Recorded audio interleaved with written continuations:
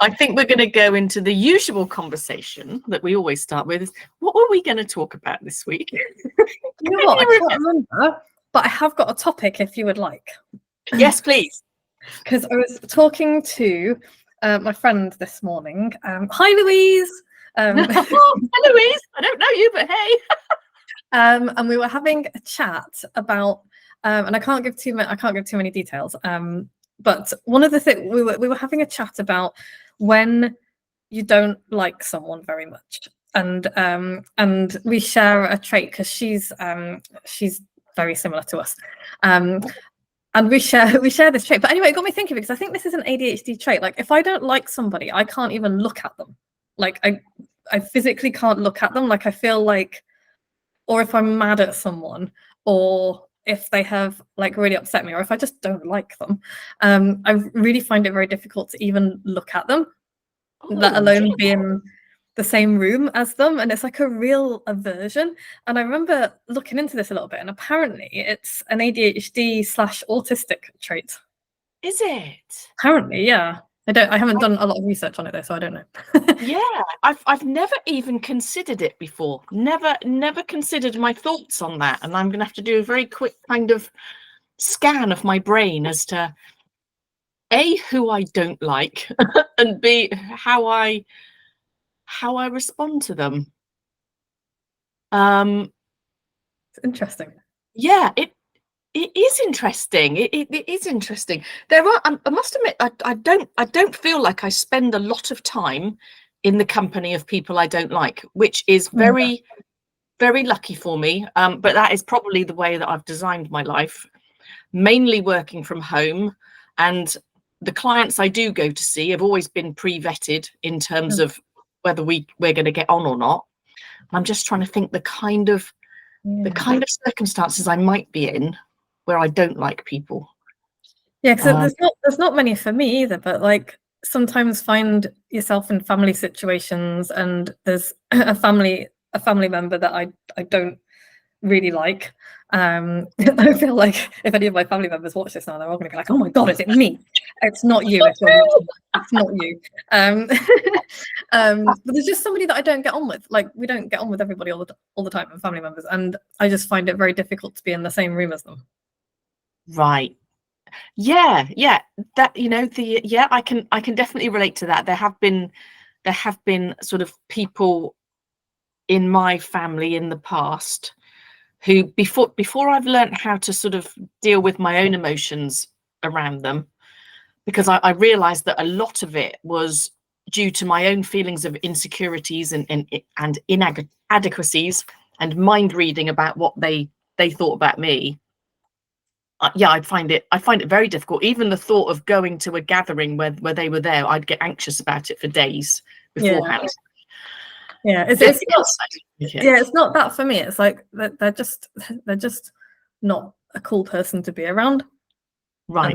And so it's but I find that with like other people as well. If somebody has upset me, or if somebody has been like rude or something, I just find it really like I can't even look at it. It's like a real aversion, and it's a very interesting reaction.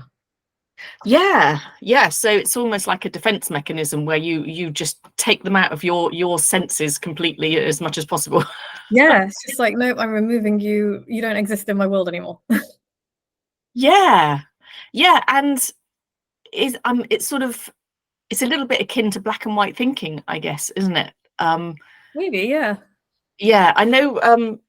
We've spoken in the past about Kev thinks he's probably got ADHD as well. Never been diagnosed, but shows lots of the same traits.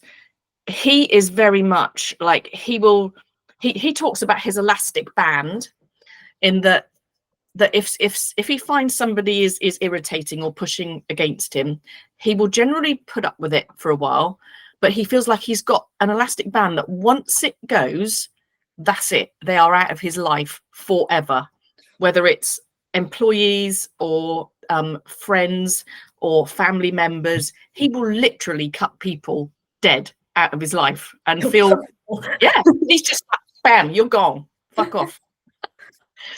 And I don't know of anybody who's kind of made their way back into his zone of terror again. That's so funny. Yeah, but and that must be because he feels real discomfort around people who he's not getting on with. Yeah, and it is. It's like, and it's not for, because like if anyone's listening and thinking, oh God, you're a childish little bitch, aren't you?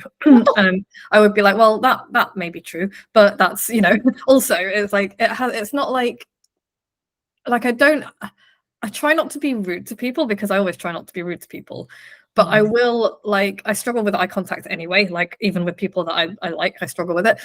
So I will make sure that I am like not in that situation. And it has to be, it's not just like, oh, someone's irritating me. It has to be like quite a big thing. It's not, you know, it's not just like, oh, that person is, you know, being annoying for 5 minutes. It'll be something that has built up, or that they've done something, you know, really heinous, you know. So it's not just like little things. But also it got me wondering if possibly it's kind of related to, and I don't know if you find this, if I'm about to do something and then somebody tells me to do something, I'm then not going to do that thing.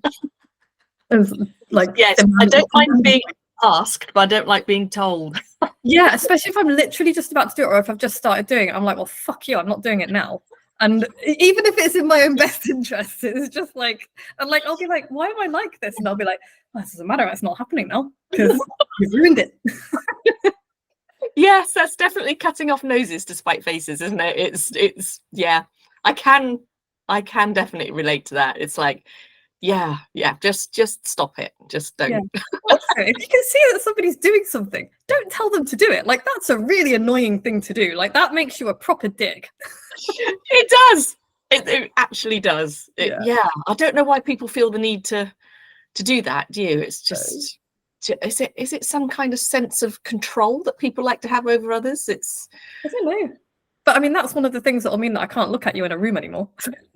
Right. Yeah. It's, you know what, it's something new that I haven't really considered.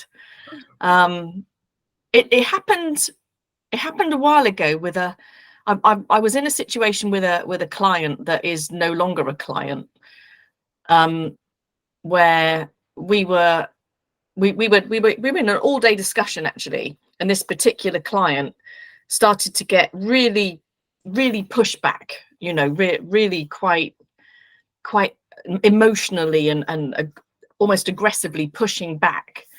And I do things like try and calm the situation by just sort of like taking them through some steps and explaining how their life could be easier if they did this, this, and this. And it was like, don't patronize me. And it's like there was nothing I could do right. And yeah, I've never been in a room with them since. We fired them shortly after, because I just thought, you are not my sort of person. Yeah, off you go. Don't even want to be in the same room with you. So yes, that is yeah, it's not that I want to be, I certainly don't want to look like a diva madam and being childish, but it's, people have got to be like coachable though, haven't they? They have got to be coachable. They've got to be swimming towards you and not trying to prove a point that nothing you do is right. And it's just like, no. And it's a shame, because they were actually responding quite well at one point, but then something changed inside their heads and they weren't up for it anymore. And yeah, I am not gonna have to prove my worth by changing their minds, you know. It's just like, no, people have to change their own minds, don't they? You can't change people's minds. No, you can't. Exactly. Yeah. So yeah, people, do you know what, the eye contact thing is quite interesting, because you say you've always had a problem with eye contact, and you think that's probably due to the autism. I, on the other hand, have been told that sometimes my eye contact is so direct, it gets uncomfortable in a different way, like creepy, like, oh my God, you are staring into my soul. And I'm like, sorry. That's so funny. And I was told this in my 20s, and I've always been as like a little bit conscious of it ever since, that if I feel like I just get like laser focused into somebody, and it's like, it's almost like I can't pull my eyes away. I actually have to tell myself to just like, okay, this probably make me feel a bit uncomfortable. Let's just look around the room a little bit. But everything inside me just wants to go locked and loaded. That's so funny. You need to make like a little graphic of yourself with laser beams coming out of your eyeballs. Yeah, so it's weird, isn't it, how it goes from like one end of the spectrum to the other about the discomfort of eye contact can happen either way, can't it? It's either people feel uncomfortable if they're not being given eye contact or too much. Yeah, and it doesn't mean anything. Like one of my things that will instantly give me the rage is when people are like, oh, if people don't make eye contact with you, they can't be trusted. And I'm like, honestly, go fuck yourself. Because that comes from like, it's ableist for a start. It's racist also, because there's a lot of cultures where it's considered really rude for younger people to make eye contact with elders. And so they just don't do it. And it's also like, the people who are saying it are generally like rich white dudes who tend to be our politicians, and I can't think of a group of people who are less fucking trustworthy than those ones. And so it's like, wow. yeah, that is so true. That is so true. Do you know what? I've never even thought about the cultural element as well, because that is massive cultural element. Yeah, it's really interesting because there's a lot of cultures around the world that are they're just different from us, and it's like who decided that eye contact was like and a firm handshake? So I don't want to touch other people's hands because people are gross. Like the number of people, do you know how many people don't wash their hands after they've been to the bathroom? And then they want to shake my hand. No thanks. And like the number of men who are like, oh, I didn't actually touch anything, I just like shook my willy over the thing or whatever, and I'm like, no, get away from me. That's just not a nice thought, is it? It's just not a nice thought. Yeah, I don't like touching other people, and I don't like looking at their faces. So no, that's and that's one of my earliest memories of being told about handshakes is from a middle-aged white dude, my headmaster, who was telling us how we should be shaking his hand and looking into his eyes when we accept our certificate for such and such. I bet he didn't wash his hands after he had a slash. Do you know what? I would have been so tempted to like accept my certificate and just be like, because I am a childish little bitch. For all the people who were thinking, is she a childish little bitch? The answer is yes, I am. But yeah, it's just funny. And I remember also being told as a child, look at me when I'm talking to you. Pay attention. Look at me when I'm talking to you. And in my head, I'm like, I can either pay attention or I can look at you, but I cannot do both of those two things at the same time. So it's up to you. Like, what do you want? And I always found that really, really difficult because it was like, I learned, you learn that social thing. It's like, oh, well, I'm a bad person if I'm not making eye contact. So now if I have to make eye contact with someone, I have no idea what's going on in the conversation, because what's going on in my head is, okay, look at their eyes. Okay, that's too long. Look away. Okay, look at their nose. Okay, now you're probably like going cross-eyed. Okay, look at something behind their shoulder. Oh no, now they think there's something behind them. And it's just like this and I've got no idea what's going on in the conversation because I'm too busy worrying about making the right amount of eye contact with somebody. Yeah. And there is so much like bullshit stuff out there, isn't there? I mean, in my hypnotherapy diploma, I'm not saying this is bullshit, but part of studying about building rapport is all about things like mirroring people's body language, mirroring people's actual verbal language, noticing which modality they talk most in. Like, are they oral or are they kinetic, and this kind of things. Noticing which words, and if you spent all your time worrying about all this stuff, you would look like a complete freak. You really would. If I'm looking at you thinking I need to be doing all the things you're doing, it's just like, it's not going to make you feel connected to me, is it? No, and also I'd look weird because I know I fidget a lot anyway, so I've got lots of weird little mannerisms. But if I noticed you, I think you were mocking me.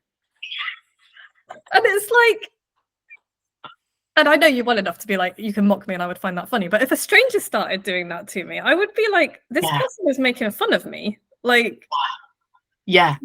Yeah. Yeah, totally. And sometimes I do find myself naturally mirroring people, but I always notice it after the event. I never try and do it. Yeah, but that's the thing. It's like a natural thing because humans naturally do that. It's like you don't have to. Most humans naturally do that. It's like you don't have to try and do it.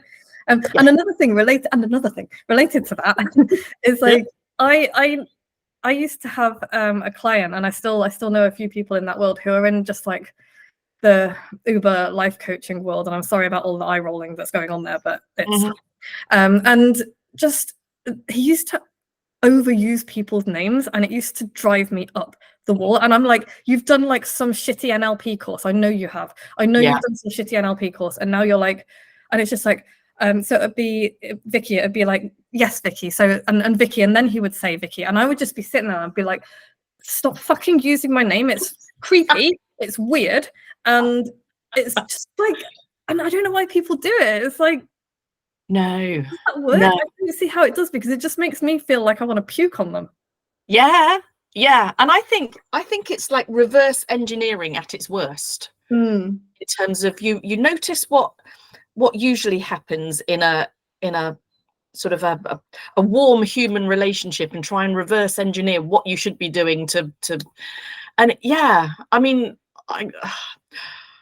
there are certain things, like I'm having to make a sort of a promise as a hypnotherapist not to bring the profession into disrepute and that kind of thing. So I'm really hoping that talking openly about how much bullshit there is about what we need to do in order to build rapport with people is, of course you need to build rapport, but actually I think one of the most important things is just to be interested in the other person, regardless of what they're doing or saying, or just yeah, don't worry about like all. And the other thing that's really interesting is, and I obviously don't know anything about your hypnotherapy course, but I do know about other things that I have done, is that and part of the reason why I work with people the way I do is that it's like it's very neurotypical. It's like this is a thing that they have come up with that works for a core of people, but like some of the stuff that you're describing is just like, well, that clearly doesn't sit well with you because you're talking about it. And so it's just like, and again, it's like, how much of this stuff is out there being presented as this is the way all humans are, and it's just not true. It's just not true, and it's really frustrating. Yeah, it is. I mean, our mutual friend, we've got a friend called John McCulloch who is very openly autistic, and it's how we met, isn't it? Yeah. And he hasn't had to change anything about himself to build rapport with me. No. I've listened to him. I've learned to respect what he talks about, and we get on, and we're really good friends now. There isn't one moment where he has had to think about how often he looks into my eyes and that kind of thing. It's just doesn't matter, No. And he wouldn't be able to anyway, so he definitely wouldn't be able to. Yeah, he's rarely nice to me. I still like him a lot. We've just developed this understanding between us, and I think there is the pressure that things like classical rapport building puts on neurodivergent people is wrong. I think mirroring and even one of them is like, notice how fast the person's breathing and breathe in time with them. Who's got time for that? Well, sometimes I'm really anxious and I either don't breathe at all or I breathe really fast, and either of those is going to make a normal person pass out. So I'm like, have at it, go for it. That will be amusing for me if nothing else. So yeah. But there are certain things that I totally agree with. If you have got a very depressed person coming to you, what you don't want to be is super perky and just trying to like be so positive around them. It's quite good to just sort of temper the mood a little bit and kind of bring yourself a little bit to where they are. But that is the extent that my conscious like tuning into people goes, and maybe I do a lot of it unconsciously, and maybe I'm lucky like that. But I just want anybody who's watching this to just feel okay to be themselves, and to just literally just show interest in others. If they want to get to know them, and don't think that they have to be in some kind of master NLP rapport. No, Because I think that a lot of neurodivergent people are extremely empathic as well. Like I know that I feel things extremely deeply and Mhm. really strongly, to the extent that sometimes I wish I didn't, because it's really painful. And like I might sometimes have trouble identifying emotions and things, and I know a lot of autistic people do, but that doesn't mean they don't feel them, and doesn't mean that they don't recognize it in other people necessarily.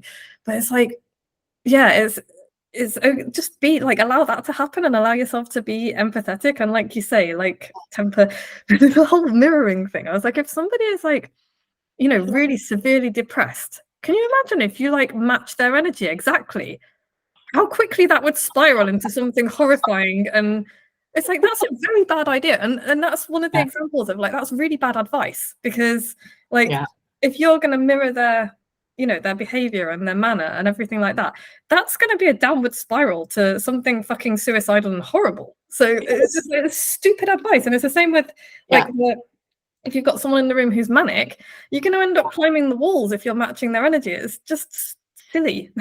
Yes, it is. Stop it. Don't do it. Yeah. But if you read any kind of very surface level book about how to build rapport with people, you could really tie yourself in knots.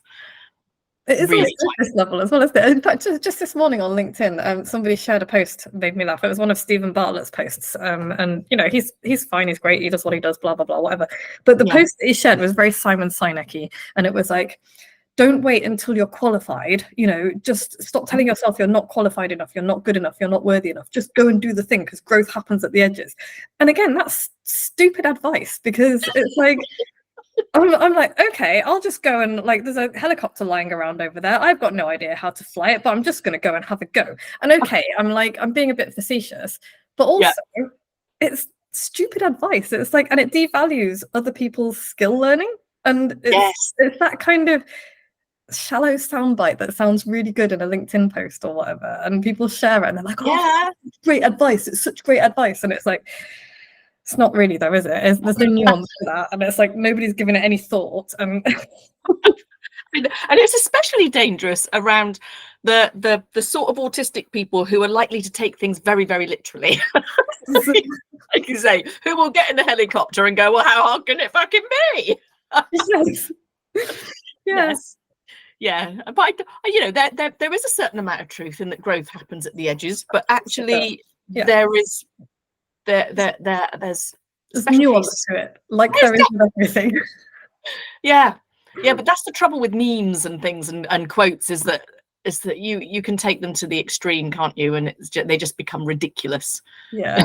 You know what? I have just had fun with ChatGPT though, because I just saw that and I was like, for God's sake, because this is one of the things that I try and do with like my clients and with everything that I do. It's like, let's dig a bit deeper into things and actually think about things, because that's where it gets interesting, but people are lazy. But I just was in ChatGPT and I was like, give me 10 weird motivational quotes. And then I was like, make it weirder, make it weirder, make it weirder, make it weirder. And I've got some really funny stuff now. So I'm going to make it a thing to every evening I'm going to share one of these stupid motivational quotes in the style of like Stephen Bartlett / Simon Sinek, and just put it out there and see what happens. I love it.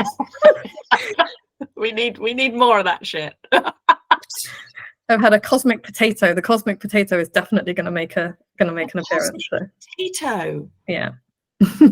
Your own creation, is that what you've created with ChatGPT, the cosmic potato, or is that another thing? I just told it to make it weirder until it came up with a cosmic potato. So it came up with it on its own. I was quite impressed with it. I'm seeing it already in my head. Yeah, it's like sparkles and like a whole universe contained in a potato. I trust the cosmic potato implicitly. You should. I've started thinking about the universe now, which is always a little bit of a dangerous area for me. When I think about atoms and about how they're mostly empty space, that really blows my mind. I'm just like, is anything real? No, nothing. Also, and now you can start. I'm going to give you a thought to Esther. Joe's my husband for people watching, is convinced, well, he's not convinced, but he thinks it's more likely than not that we're all living in a simulation. So no, nothing is real. And like, I don't know why I find that so profoundly disturbing, because it really makes no difference one way or the other whether we're in a simulation or not. We'll never know. But like the whole idea of it, I find profoundly disturbing. And then it's just, and then I'll go off in a spiral of like existential woe. So I'll just leave that thought with everybody. Maybe we're in a simulation and none of this actually matters. Yeah, because like you say, it is entirely possible due to the nature of energy and time. Time doesn't really exist either, which is kind of screws with my head. I mean, time doesn't exist for me either. It's either now or later. Well, yeah, that's it. Now. Yeah. That's another interesting topic, isn't it? About how people with ADHD experience time differently. Should we make a plan to talk about that next week and then forget? We never know what we're going to talk about next week. We never know. No, but time, yeah, time is definitely something that is. It's yeah. Well, I was speaking to somebody recently who's had a brain injury, and they've noticed that their concept of time has completely vanished. That's so interesting. It is, isn't it? Yeah. It is. They have to write everything down and make sure that they're totally in tune with alarm set and that sort of thing, because they've lost their concept they had before about the passage of time. And I think a lot of ADHD people. Is it true with autism as well? I don't know, but definitely with ADHD. But actually, let's talk about that a bit next week, because I think that's really interesting, because we can look into like the brain injury side of things. But also, I'm sure I remember reading a piece, I'll try and dig it out, about how people with ADHD don't have that internal clock. Right. So that might be quite an interesting one to dig into. Yeah. So how are we going to remember to do this next time? Don't know. Well, I'm going to once again put it in the notes for next week's thing. But I think they like disappear. Okay. Time and internal clocks. It'd be great if we could just time travel to this time next week and just do it right now anyway, wouldn't it? It really would. Because theoretically that should be possible. Should be. I have just been watching the TV show Dark, and it's German and it's really good, and it's about time travel, and it's very confusing. That you should maybe watch it if you're interested. Yeah, it's on Netflix. Okay, I'll have a look at that. Yeah, it's 3 seasons, 8 episodes each. Right. Okay. I'll have a look at that. I do like a bit of head warping. It will definitely break your brain. Woo! Let's go. All right. Well, lovely to see you as always. Thank you so much. Yeah, you're welcome. Thank you. And we'll catch up again next week for talk on time travel. Yes, time travel. Yay. Amazing. Bye. Yeah, bye-bye.